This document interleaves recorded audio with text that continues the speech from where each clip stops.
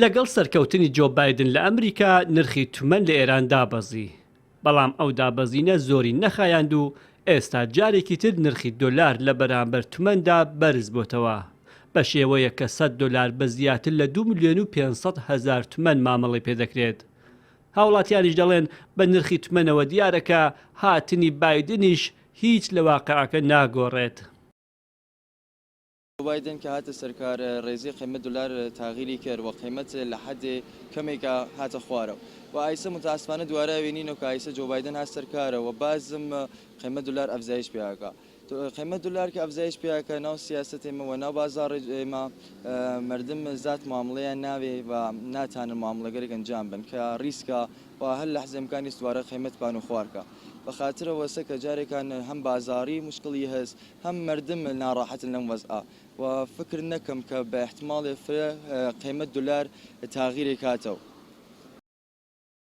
دۆناڵد ترەمپ سەرۆکی پێشووی ئەمریکا لە ڕێککەوتنی ئەتۆمی هاتە دەر و سەرجەم گەمارۆکانی وڵاتەکەی بۆ سەر ئێران گەڕاندەوە.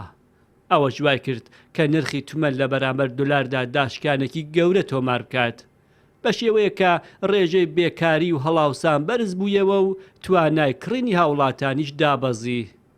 جۆ بایدن بەڵێنی گەڕانەوە بۆ ڕێککەوتنی ئەتۆمی لەگەڵ ئێرانی دابوو، هەر ئەوە جوای کرد دوای سەرکەوتنی نرخی تومەن هەندێک بەرز بوویەوە، بەڵام دوای ئەوەی ناکۆکیەکانی تاران و واشنگتن وەکو خۆی مایەوە نرخی دۆلاریش جارێکی تر بەرز بۆتەوە، ئەوەش هاوڵاتیانی نیگەران کردووە. دەرکول تەسیرێکی نەو فقط هەرەوەی کە بانوخوارێکی کرد و کەسب و کارەکانیش خەفت، ئەو دوودانە تەسیرە بوو کەسب و کارەکان فرێکی خەفت، یان دوسێ مانگ من خۆمیکی کە دانێ بازاڕی کەم دوسێ مانگ مردم حساسیان نەکرد ئاغا هەرچیشتە هەرزان نەوێت و گوڵ و بڵبڵەکان وانەوە تەسیرێکی نەو دەرکول هەرەوەی کە بانوخواری کرد و لار و کەسب و کارەکانیش خەفت مدە دوسێ مانگ. کابینەی نوێی ئەمریکا بە مەرج ئامادەیە بگەڕێتەوە ناوڕێکەوتنی ئەتۆمی لەگەڵ ئێران. جۆ بایدنیش ڕایگەیاندووە کە ئەوان گەمارۆکانی سەر ئێران لا نابن، هەتا ئەو کاتە ئێران پابەندی ڕێکەوتنەکە نەبێت. ئەوە جوای کردووە کە مانگی هەنگوینی تومەن دوای هاتنە سەرکاری بایدن زۆر نەخایەنێت و جارێکی تر هاوڵاتیانی نیگەران کردوتەوە.